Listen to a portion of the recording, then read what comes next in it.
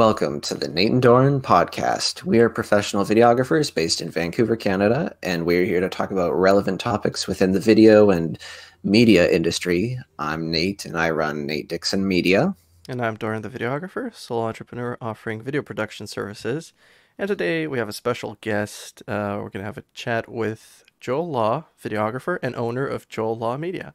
Joel, welcome to the podcast. Can you please introduce yourself? Let us know how did you get your business started? Hi, Dorin. Hi, Nate. Thank you for inviting me to your podcast here. In terms of how I start my business, I would say, in terms of background, originally I started working in a photo studio, but then kind of, how it is in terms of, diving into media. Once that bug kind of bites you, you just start exploring other things. So got into weddings, was doing wedding photography, saw guys doing wedding videos. So I was like, okay, got into videos, which led me to think, what if I want to be more professional? Which led me to be going to BCIT for a program called Television and Broadcasting. And afterwards, I graduated, and I've been freelancing ever since. Wow, that's great. How long have you been freelancing in total? For how many years? I graduated around 2000, the summer of 2017, but I would say for me, it's an interesting program because because the program is supposed to be well-rounded kind of program, which is great for people who are beginners. But when I entered the program, I had like a solid understanding of the basics for, compared to the first years. So for me, the program was more about understanding broadcasts, the professional realm of things, and just overall just kind of developing, that freelance kind of,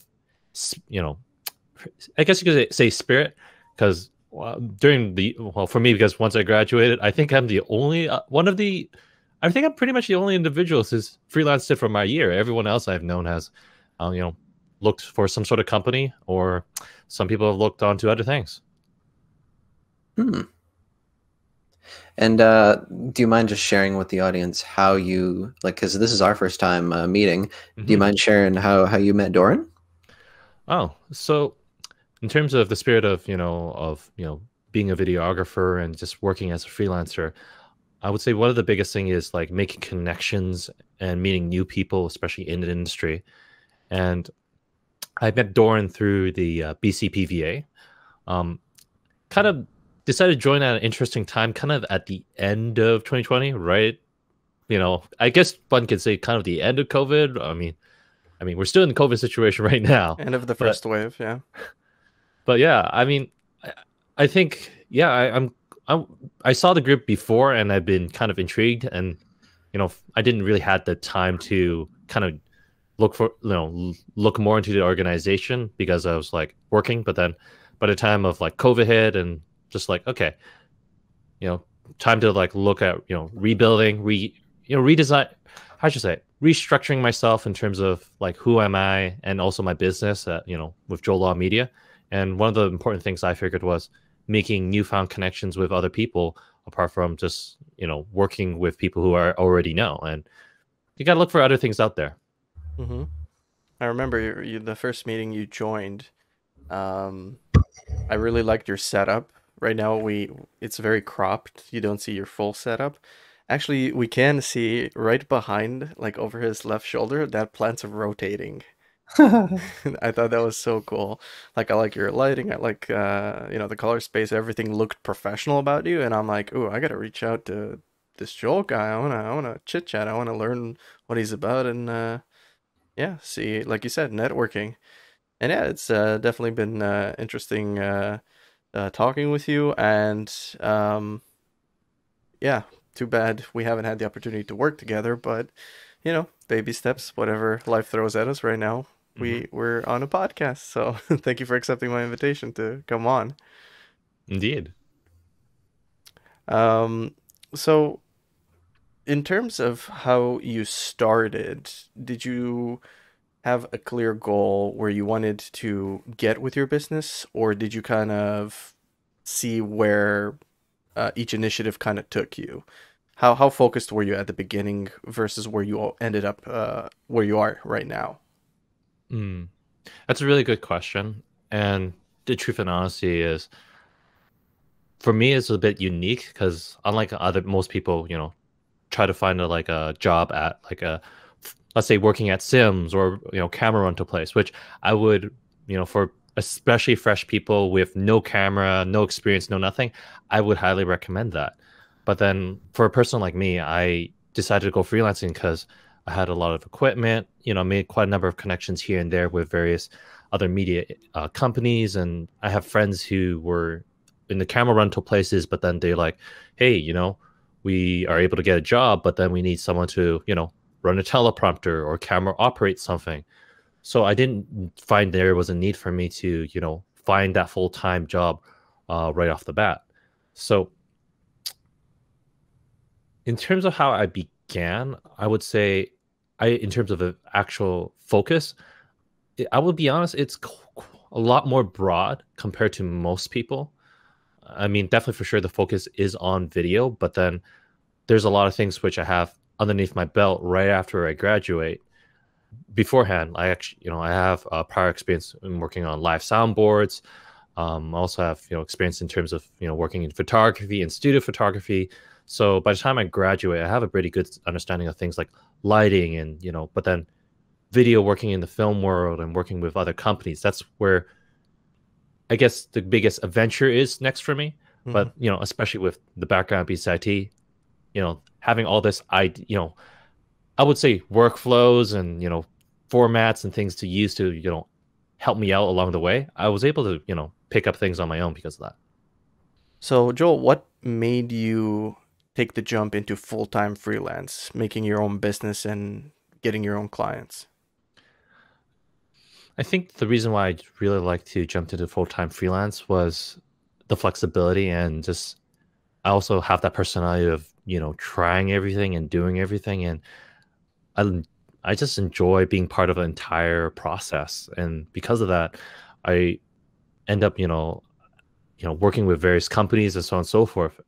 Unlike, I mean, not to say that you wouldn't work with other companies if you work within another company, but I mean, one can imagine it's like, let's say you work at, a major, let's say you work with a media company, but then all you do is edit. You see what's going on, but you don't see the entire process. And for me, I enjoy the process of, talking with clients, planning things out and, making sure it works out well. And then on the day of shooting, talking with them, reassuring of them, and then to the delivery process. So thereby every part of the process is, smooth sailing.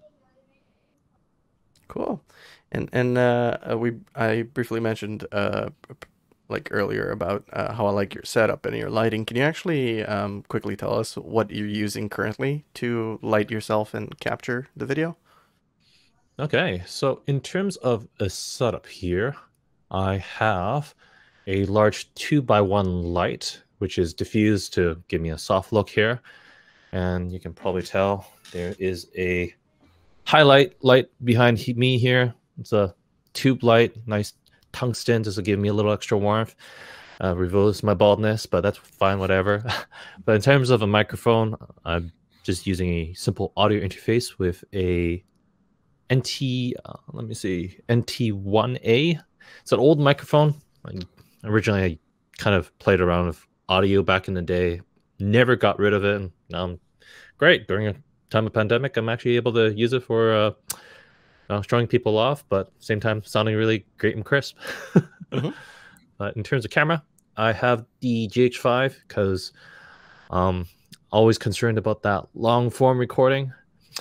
My primary camera, though, is the Canon R6, but unfortunately that camera has its overheating limits because of whatever Canon decides. So unfortunately, I still keep this old Panasonic GH5. Mm-hmm. Hey, whatever works, right?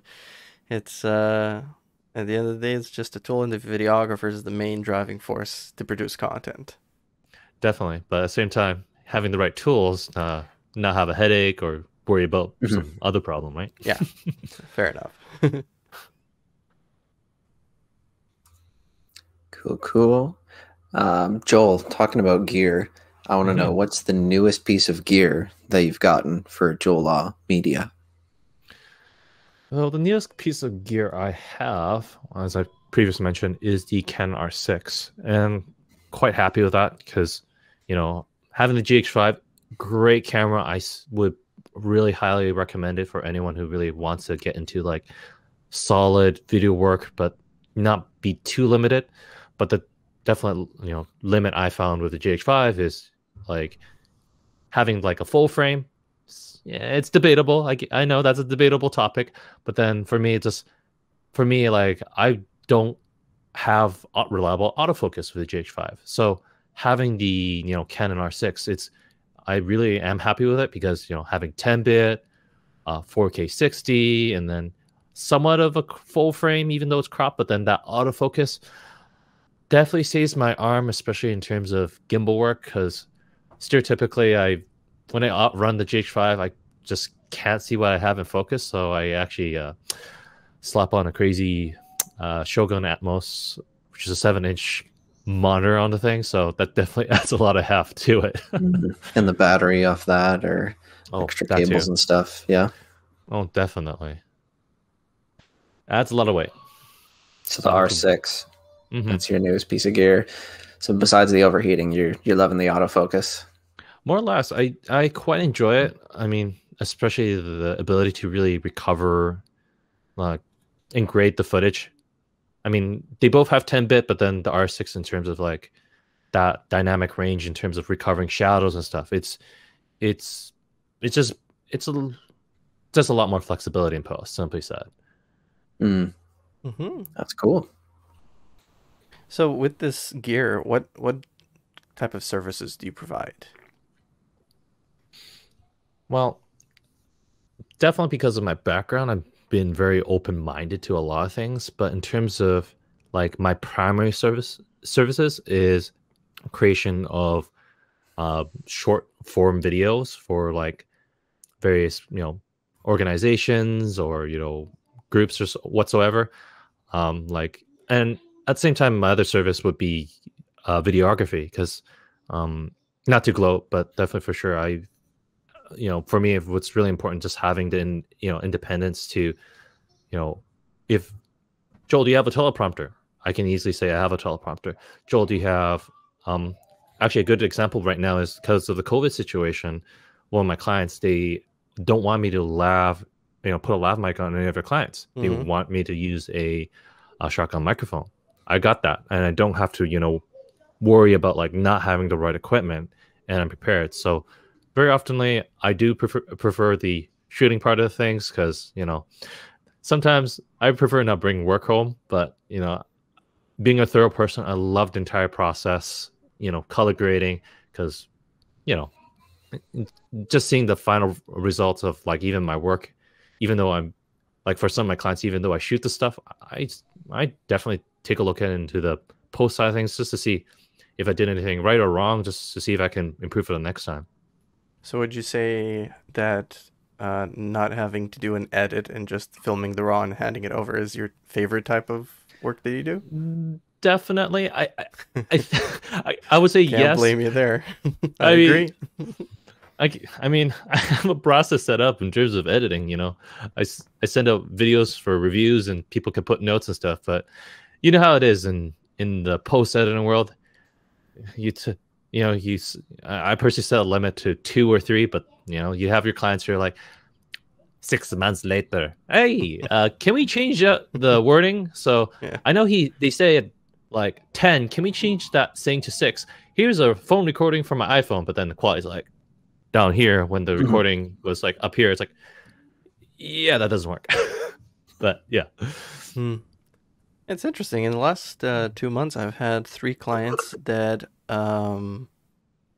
they kind of do the editing for me, sort of. So like everything that we film that's interview format, I would just send them low res, just so they can time code the script, and they would outline, like use from 40 seconds to 2 minutes and 30 and use this and this and use this and this. So it's just a quick cut. And then they just supply me the graphics and tell me exactly which graphic to insert exactly where. I'm like, yeah, this is my favorite type of editing, the one that I don't really need to think about. Um, That is nice. I've got a client like that right now as well, where I'll send them the chunk and then they're just like, oh, can you substitute this clip for the same clip, but 2 minutes and 30 to 2 minutes and 50? And you can see exactly where, okay, slot that in. And you can kind of go on autopilot and just like make the changes. They're not like, can you make it feel more cinematic? And you're like, yeah. what am I supposed to do do you for have that? a different sound bite that we could use? And you have to re-listen to everything. It's like, well, how about you tell me Yeah. what type of sound bite you want, and I'll make sure that I pick it out when I hear it. But yeah, it's just so much simpler because so some companies know exactly what they want and how they want it. They just don't have the knowledge or the tools or the person to do the technical side of the things of the video editing. Yeah, I totally agree. And that's the reason why for me, like, I relate to like what you guys are saying. Like, I personally use something like Vimeo Review. The fact that they can leave a note and they could leave a comment. I'm like, okay, let's see where are all the edits that they want on this edit, and I'm not trying to read off like a doc, Excel or Word, Excel spreadsheet. I'm just kind of like, oh, okay, what changed? It's like, okay, at this time, this edit, nice and easy for everyone. So, and that's a service provided by Vimeo? Yes, but you need to be paying for at least the pro membership. Which is how much? I don't remember, but okay, then it must not be that expensive if you don't remember. If it would be like Premiere Pro, I would know, like, oh, it's $800 a year. It's good. No, I'll be honest. I think in terms of working with clients, it's a very handy tool. Just the fact like they can put notes and it's time stamped. Because it actually changed my editing, because instead of like trying to read Word, Excels and trying to figure things out, you can see visually what they're looking at, but at the same time just being able to like edit backwards actually from like the very last note they have, and like so thereby it's just like you're affecting your entire timeline. Yeah, very great tool to have. Cool. I'll have to look into it. That sounds really useful. Yeah, I know the software I use for that kind of thing is Frame.io. I like that one too. Yeah, so I don't have a Vimeo Pro account. I just have the basic free Vimeo, but some of the other clients that I have already use Frame.io, so they can just like add me to the project. So then I just use my personal little project space for that for other clients, and that's a nice solution too. Same kind of thing, timestamp comments, annotations, all that jazz. Yeah, way better than emails back and forth, or like you say, Word documents. Hey, I don't mind the Google Docs. Docs are fine. It's the emails. It's like, oh yeah, no, emails. Yeah. The worst email is when you have a huge chain and everything's there, and it's bookmarked and highlighted and all that and labeled, and then they decide to just start up a new email. And it's like, oh, now we have 5 of these that I need to, like, which one was it? Like, yeah, at that point, I'm like, why don't you hit reply? Why did you hit compose new and added me in it? Don't. Yep. Anyway, Joel, what is an important lesson that you learned when you were starting out? Maybe when you were starting out just in the video field, or maybe when you were starting out full-time. What do you like full-time freelance? What do you think was an important lesson that you learned in your first year? It's really hard to remember from my first year, to be honest. And there's so many aspects, but I would say I don't think this is much of a personal lesson, but I think it's something which I kind of reflect upon myself by the time when I was going through BCIT and I graduate. And I think it's really important is to review yourself very often, because especially in our line of work, there's a lot, it's very easy to come across problems and you need to think of solutions as soon as possible. And very often, sometimes projects go great and sometimes projects don't go so well. But what's really important is not just to do like one part of the process, and to really kind of be thorough in the process from the beginning to end as much as possible. Especially, I would say, in terms of actual tip, I would say if you're a person who wants to shoot photos or shoot video, please bring it into your computer. Edit your stuff. I don't care if you know if you shot good or you shot terrible. Look at it in front of your computer. Because, I mean, speaking from, like, I think a lot of people can say this, you know, like, especially in the wedding industry, for example, I've gotten asked people like, hey, Joel, can I join in on one of your wedding gigs and to learn some stuff? And I'm like, okay, sure. And then, you know, we do the job, and, you know, I end up trying to teach them. And very often, like, I tell them right off the bat, you know, like, please use a monopod. Don't rely on the image stabilization. Like, it's not as stable as it looks. And then, but they're like, look at it though, and the camera looks great. And I'm like, no, it doesn't. I'll whip up my laptop. I pull it out. We watch it on my laptop. I'm like, you take a look, and what do you think? Yeah, it's okay-ish. I'm like, okay, look at my footage, and I'm doing the same thing on a monopod. How does it look? Oh, and that's the thing. Like, I think for a lot of people, it's easy to like shoot and think like, oh yeah, I got something great. You know, we can use it. Review. Look at every shot you make. Like, eventually, I mean, I know it sucks to shoot a dozen times of the same thing, but unless you are very certain about your equipment and you know how well you perform, then great, cut it down to 2-3 shots. But when you're starting off, shoot a lot and review. Very useful. Yeah, I 100% agree with that. I've learned that it's better to have extra stuff to choose which one is the best and get rid of the rest than being like, oh, I thought I had this shot and I don't. And then it's like, well, you had one take, so, or one day, the event was one day and you can't rebook it. Yeah. Better safe than sorry. Definitely. Joel, I've got a question for you. Yeah.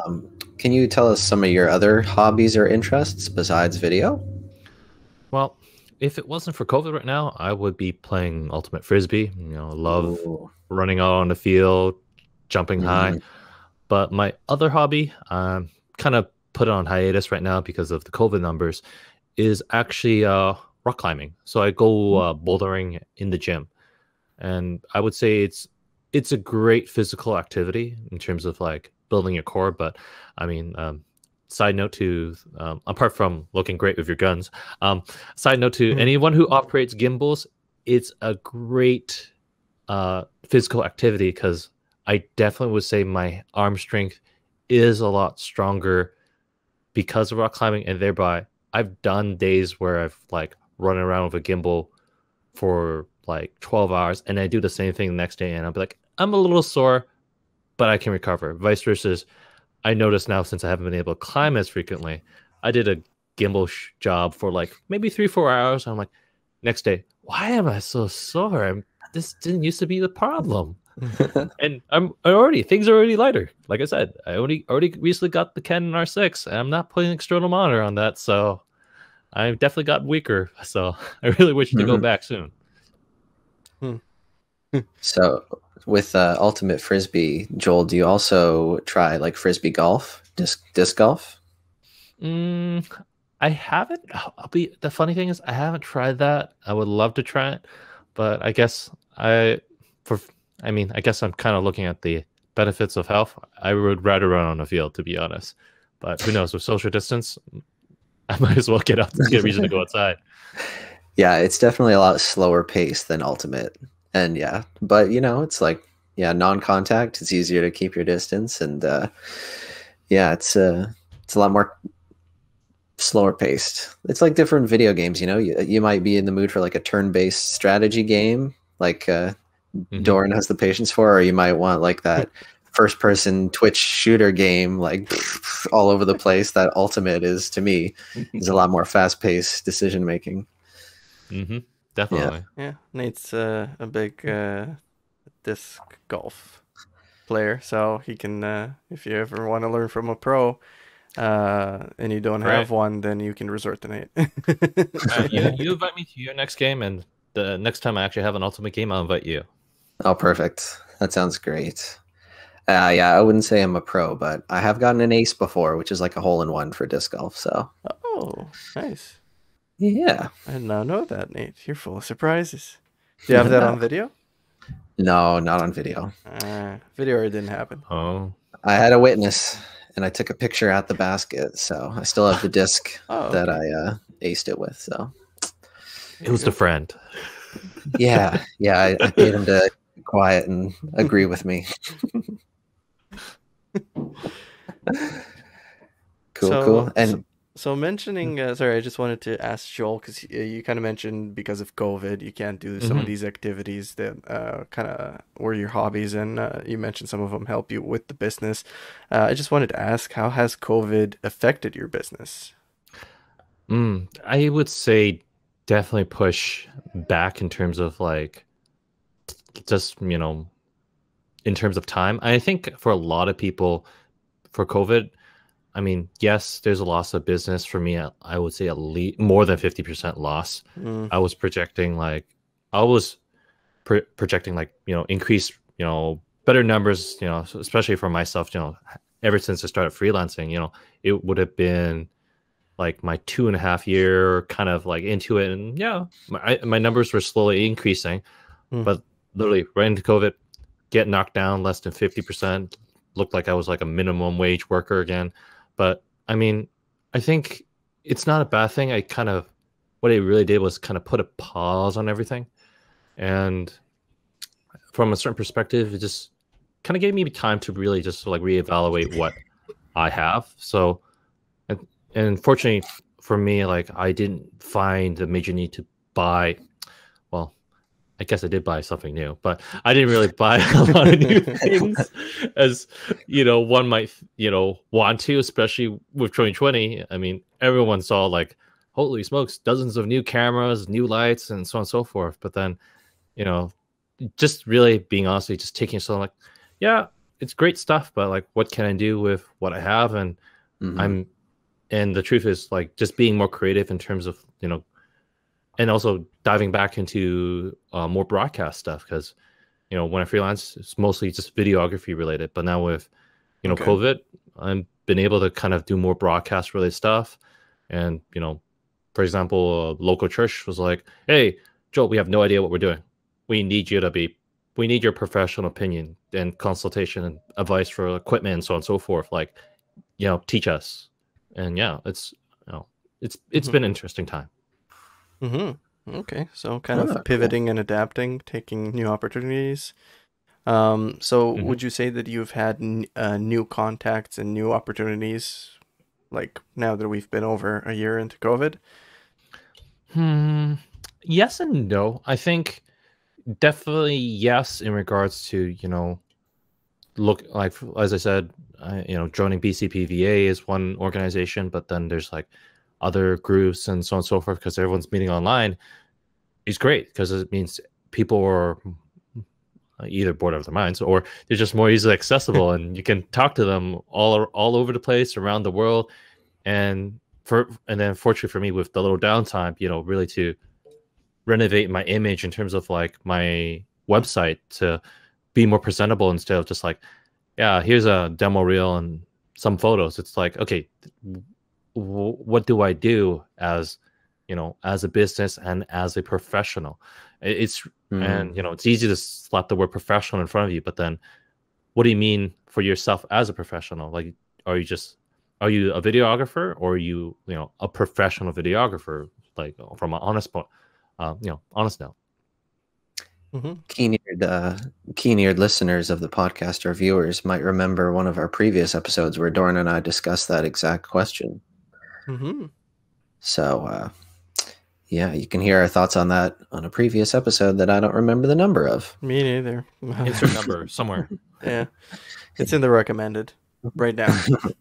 Check the right side of the screen, you'll find it. But yeah, kind of coming up with figuring out, okay, when do you want to start calling yourself a professional? When was that point for you? I think when you have responsibility, I think it's, and the reason why I say you have responsibility is like it's easy to like, oh, I shoot for my family, I shoot for my friends, and so on and so forth. But when you, I mean, that's like a totally different responsibility to a certain degree. I mean, some might disagree, but It's I something think that it's if you when screw up, you might not get into trouble for. I think it's when you get responsibility in terms of working with like other organizations or people who've been working for, multiple years, decades, 2 decades or so on and so forth. And for you to call yourself a professional, like, are you going to be walking in there and be like, oh yeah, like, haha, I plug in a cable or something, but then they're like, hey, you don't know how to wrap your cable. Why is this a mess? Like little basic stuff, or things like, okay, I need you to tell me what's the time code. I'm like, what? What's the time code? But then in the professional film world, it's really important. If like all these little things, because the truth is, not everyone has the time to teach you, and some, and being responsible to like for example, if they need you to go out and get a shot, can you diligently say like, yeah, I got you a stable, usable shot for 10 seconds? Or are you going to be just going like, yeah, I got you a shot. It looks like a photo though. It doesn't look like a video, right? Like, and I think that's kind of where, being, having that weight is really important, because if you screw up, everyone will be on your ass in a way. I mean, I hate to say it, but like I think that's where being a professional kind of comes in, because like if there's trouble or even your coworkers are not capable of doing something because they're already having too many jobs or so on and so forth, you being able to like, yeah, I know what to do, pass it over to me, and I'll help you through the process. And I think that's what being a responsible and being a professional is about.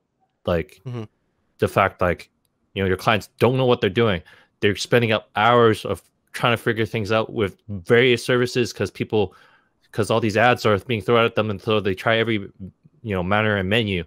And so you're like, yeah, just give me the you can be like this. You just tell them, give me your footage, and you give me a deadline.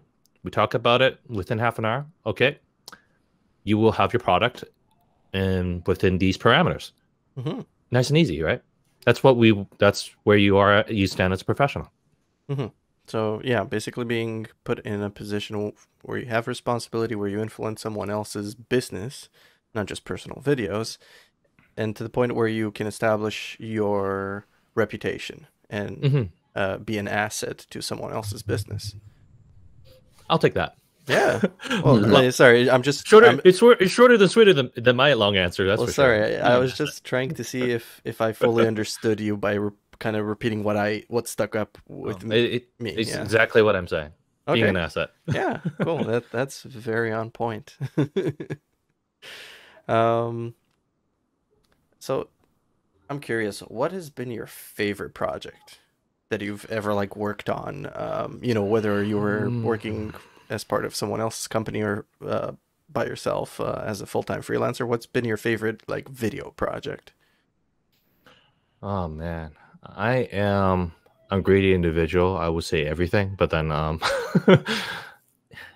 favorite, most memorable one.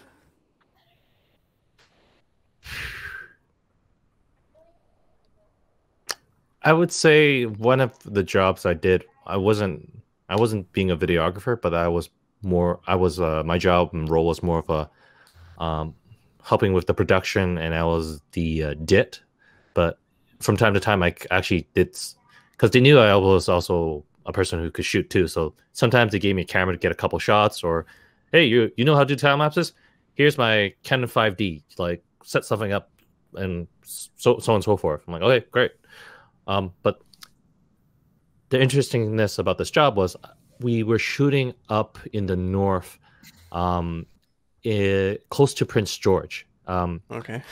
Far out in the west. So it's kind of like closer to the west coast, but it was up there in the north. And this was around in the best time of year. I think end of January, early February. January. Yeah.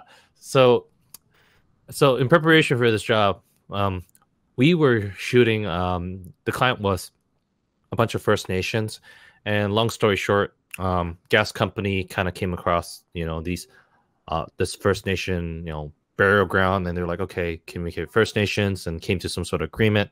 First Nations would, call up a bunch of scientists and basically spend a week, collecting artifacts and information within a week's time, and then the company would, resume work. They, literally respecting the First Nations and the First Nations getting, time limit, but that's beyond me.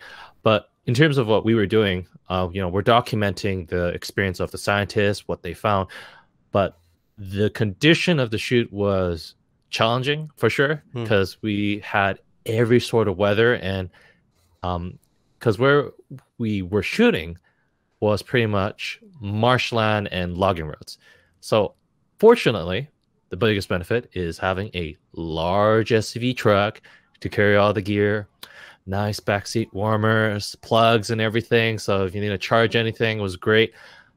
But shooting on site, we were in the marshland, and it was incredibly cold, and we had all sorts of weather. So we had completely rainy day on one day, and then we had one day which was not rainy but extremely cold and high winds, and then another day we had completely, not as cold, but we had snow.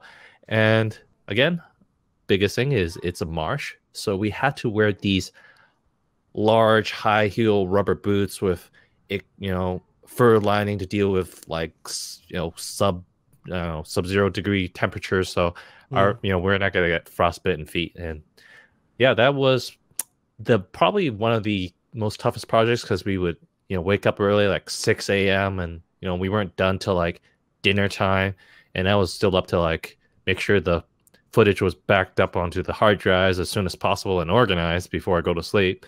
But clearly it was memorable enough for me, because it was a crazy time, I guess you could say. And I take it that project was successfully completed. Successful in terms of what I was, the roles I was given for. Yeah. Doing the paperwork, making sure the, 2 hard drives have all the footage properly backed up, and that gets express mailed, all good, done. But I haven't actually seen the final product, so maybe I should get back to the company and ask how that went. It would have been cool if you had a person shooting behind the scenes, because it sounds like just filming and producing that was a journey of its own. Yeah, I kind of wish I did, but the weather is so cold. It was really difficult to try to write anything, which was my main job. It was already hard enough to try to like shoot anything, because it's like cold and frozen. Your hands just get frostbitten. We actually had to. I found what really worked was putting on those hand warmers, slapping one on, get it going, and then put the glove on. But literally at the end of the day, take off the glove, and it was soaked. And I was surprised when it didn't get frostbitten hands. That was how bad the weather condition was. Sheesh. Oh, that sounds like that sounds like one tiny step down from like those Planet Earth guys who like camp out on the beach with the giant sea lions, and there's like wind whipping and everything, and they're just like exposed to the elements. That's nuts, man. Oh well, I wasn't. My biggest sorry was actually for the sound guy. He forgot one important thing for himself, which was a hip strap for his sound equipment. So he had to wear the shoulder strap for one day, and he was like, by the time we were leaving, he's just like, can't feel anything. My shoulders are destroyed. Feel so sorry for him. Brutal. I guess having survived and completed something like this does have a satisfaction at the end of it all. But would it be something that you would ever do again? I think selfishly, yes. I guess it's just the uniqueness of it, but definitely for sure.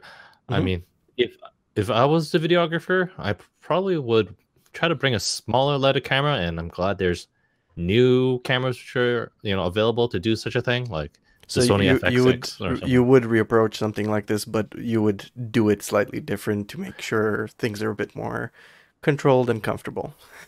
Oh yeah, the camera operator was a fellow who came from Alberta, but he was carrying like a Sony FS7 with the raw support on the back of it. So that adds extra weight, and he has to carry V-Lock batteries on the back of it. So that became a gigantic monster of a camera with the rating condition. So practically anytime we were walking through the forest, we'd be like holding cameras like, Joel, please take my tripods. Yeah.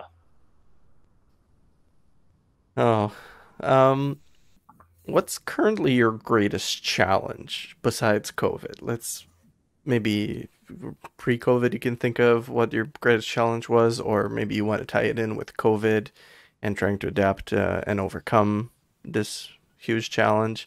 What's your greatest challenge that you face in your industry? It's a good question. I mean, some of these questions I borrowed from I you. know that's a hard part because it depends. It depends on the person's personality, right? Yeah. For me, I love finding solutions and troubleshooting things to problems. So any sort of challenge is a challenge to me. But greatest challenge,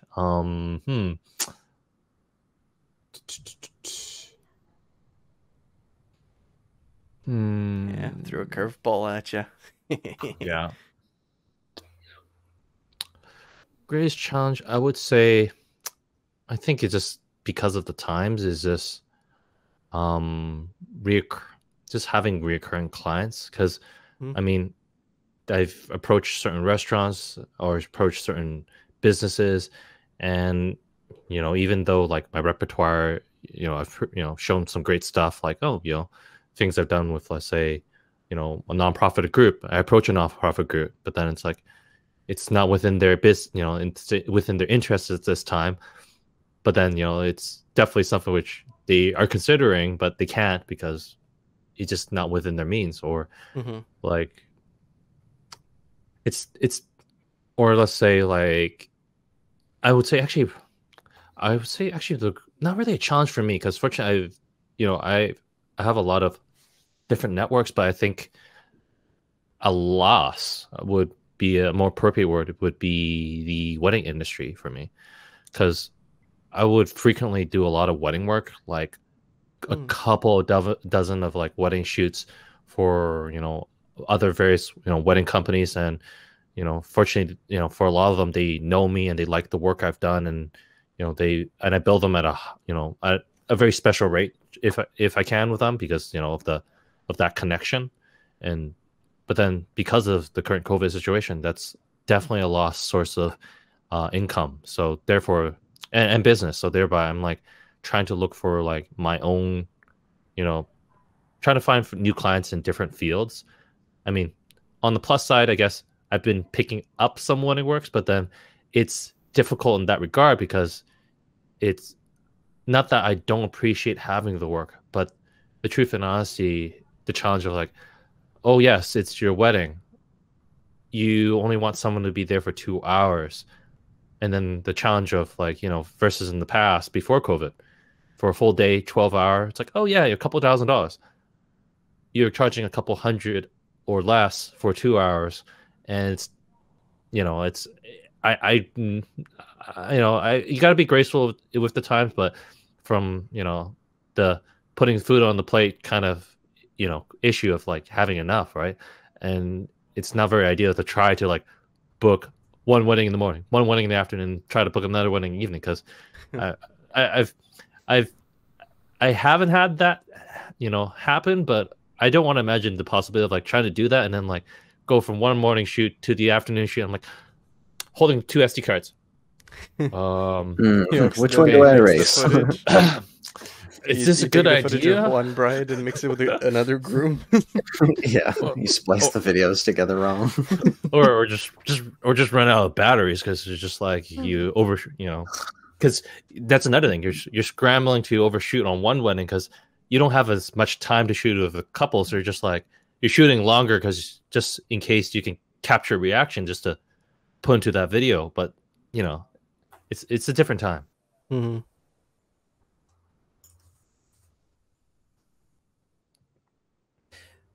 Joel, here's a little question for you. if you were to recommend investing in something for a starting freelancer, what would it be?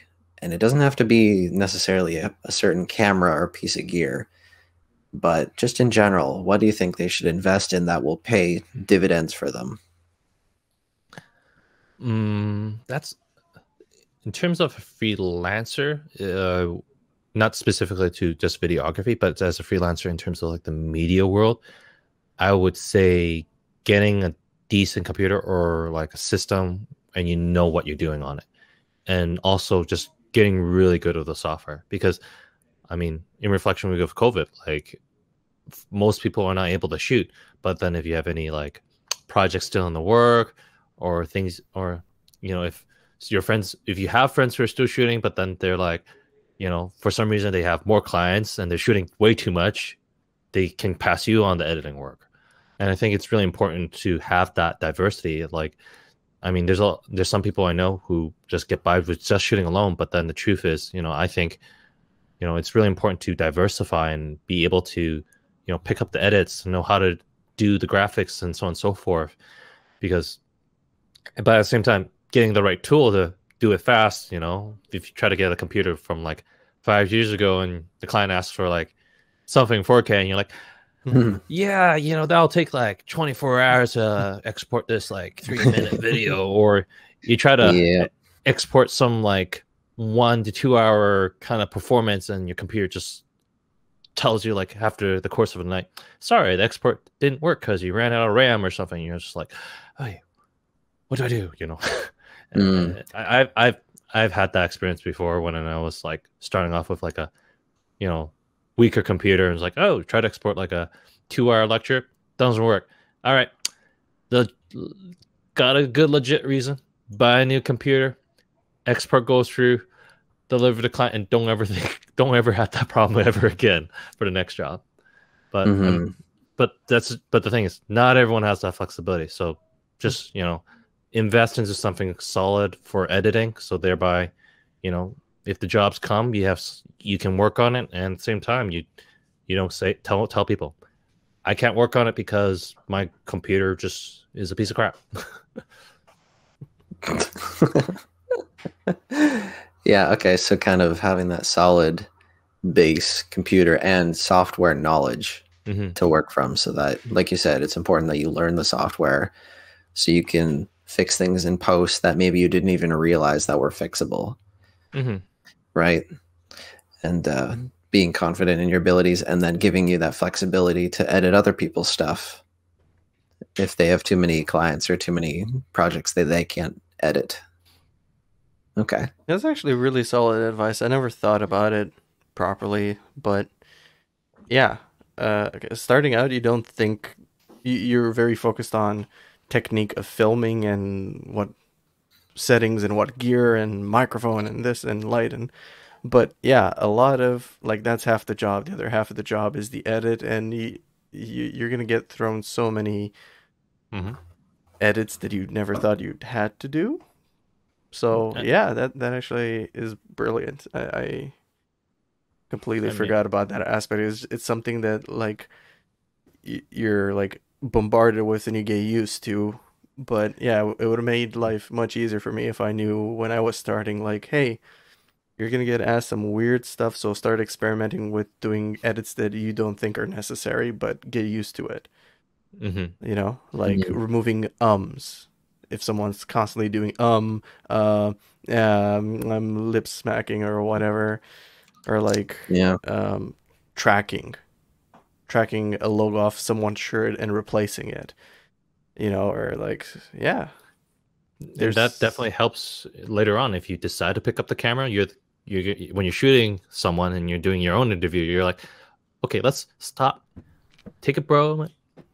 You're doing a lot of you're doing a lot of breaks. Can we do to relax you a bit, right? Then you can make things easier in the post. And not to mention, you know, $3,000, $4,000 computer can get you by versus, you know, camera standards and stuff. I know people are like, yeah, you could shoot with anything like a T3i or something for under $500, but you know, the truth is, you know, broadcast industry and, you know, sports or whatsoever, people have standards, and the truth is, you're gonna have to start dropping like, $1,500 on the aperture light, $3,000 on that camera body, and we're not including SD cards and hard drives and stuff. Vice versa, having a computer. You edit a project, you don't have to, once you're done, make sure it's delivered. You don't keep anything. You don't need to have any hard drives or whatsoever. You just work on the next job. So, where do you see yourself in 5 years from now? Or maybe I should word that better by saying, what would your ideal goal be for the next 5 years for your business? I will be Dorin's boss. No, it's okay. That would be an accomplishment, seeing how I would never reconsider going back to employment. Who knows? You'd have to be an awesome boss to convince me. So yeah, that sounds awesome. We'll have to see. Okay, don't be. That's not a promise. Okay. Okay, boss. But I set myself up here. But but honestly speaking, though, in terms of 5 or 10 year plan, it's hard. I mean, my plans change all the time, but it's good to have some sort of goal or plan because, well, and also be flexible considering, with COVID and so on and so forth. But definitely for sure, having some plan is important because you never like just not having a goal or a destination. You're just going to end up like just flip-flopping in the, media world as, if you end up being stuck as a junior editor and you don't move up and you just don't find you're alive, right? And the thing is about media, like there are so many different options out there. You don't have to be doing something and just feel dead and dissatisfied. But maybe some people are satisfied with a junior position. But the truth is, if you find yourself not satisfied, it's good to see what else is out there. If you have a desire to be, a fully working DOP in 10 years, set up a plan. What are you going to, how do you, what kind of jobs and work do you need to go through? Or even for it, even in terms of just being like what we do in terms of like being like a freelance videographer, having a plan in terms of like, pulling in for what I said before, first thing you do, get a cheap computer, but then the second plan, get a decent computer within that first year too. And then maybe in the second or third year, buy a second-hand, GH5, which is I still think is probably one of these most reliable cameras out there. And then by the time you're like in your 5th year, like you start really, once you have the experience in terms of like all the degrees of like, editing and all so on and so forth, you decide like where do you really want to put, your most amount of time and money, because the truth is there's so many things out there, and I think like the beauty of it, there are some people who love certain jobs like running a teleprompter, and it might seem crazy to others, but it makes sense. They run bank and they do a good job, and they're the only ones who do it and they do it well. But the thing is, being they probably did some research, found that maybe there isn't anyone else who did do it, and they have all the knowledge, information, and the hardware, and they set up a plan to do that, and they're always getting hired for it. And I think it's the same thing for anyone who wants to be a videographer. To have such a plan, because it's easy to kind of fall into that niche of like, oh, I'm gonna be like a YouTuber and everything else, but then the truth is like you don't have some sort of plan in terms of like how you invest back into yourself. Are you gonna get your own studio? Are you gonna get a camera that maybe $10,000, but you are able to work for other media companies because they don't have that camera, but they will hire you because you have that camera. So, yeah. We touched on a lot of points that we talked about in the last episode. I remember last episode 15, where we talk about like, do you plateau and stagnate, or do you like, how do you advance, whether in your employed position or in your freelance world? But I'll bring the question back because I feel like you haven't answered it for me. Where do you see yourself, your business in 5 years? I know you said to be flexible, but let's say things calm down and things are predictable. Where would you ideally want to be in 5 years?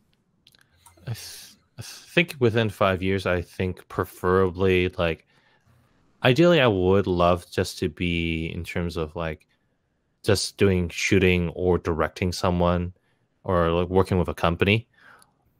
But if in the ideal world, in terms of like a 10-year, like a really big ideal kind of goal, it would be actually kind of, I would love to be in like a technical director or like a higher up position in terms of, and intentionally, I just, for me, I dabble in everything, but then I do believe there's other people who are just as passionate or more passionate or even better than me, and I would love to just bring people together, and because of my experience of working in all different fields, be able to connect everything together. So thereby, I'll be like, if I'm a producer, I'm doing the interview, and I'm noticing something on the camera, I'm like, hey, camera operator, or audio, or or how the questions are going. I know how to, make sure the person, will look good for the camera a little bit, but I'll still let the camera operator do his job,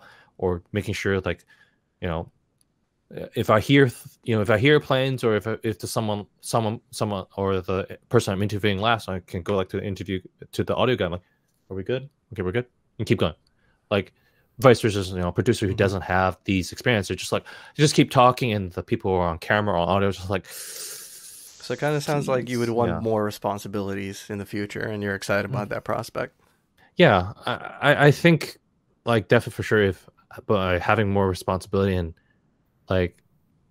because of my wide diverse experience, I will be able to make sure especially on the production side of things are done right. Sorry, so thereby, I apologize if you hear a train in the background. I'm don't worry, close to a railroad track. Gotta keep chugging here. So that thereby, when we go into post, things just fly. We have, my biggest concern is, in post, we always end up with multiple reviews, but by being involved, I make sure we end up giving 2 solid reviews, and we're done good, and everyone's happy. We're not burnt out, and we can keep doing more creative stuff, and do things to the best level, right? Definitely. Now, Joel, speaking of the best level, can you give us 2 things? I know you just got your R6, was it?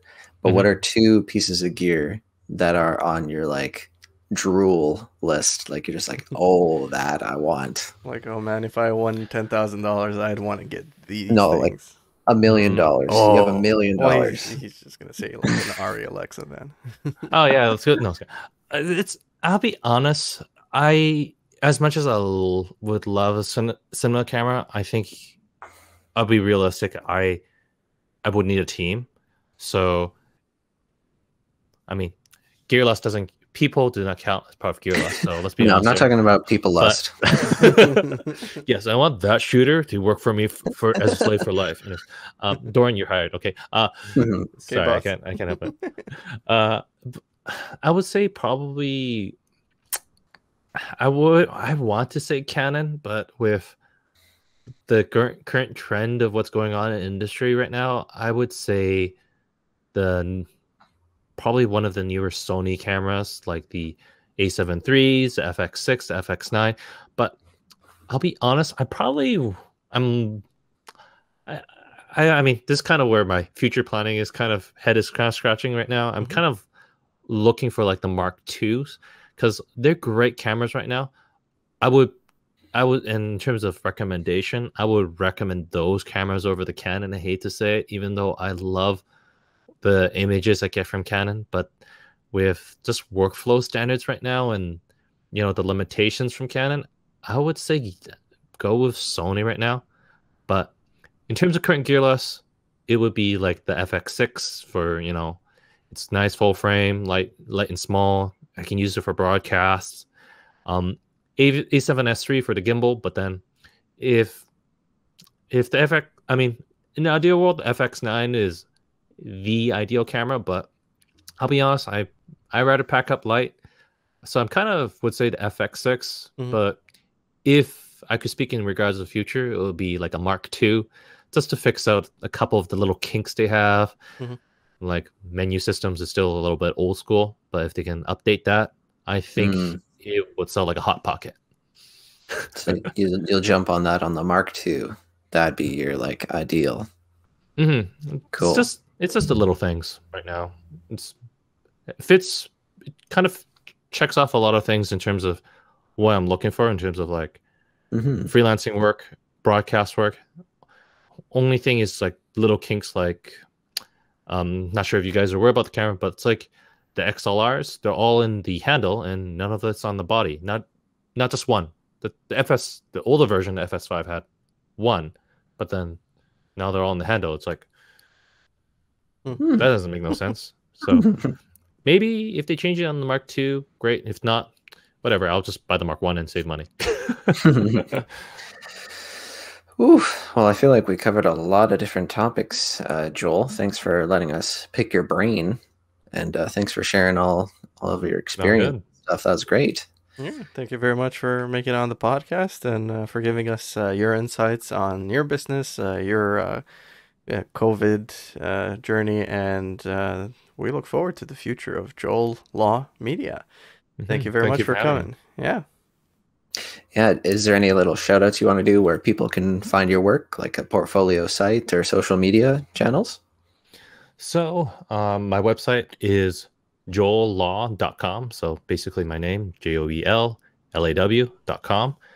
I recently kind of like renovated the website, so feel free to check it out. It's a great place. But in terms of Twitter, Instagram, all the other handles and stuff, it is Joel CH Law. So it's JOELCHLAW.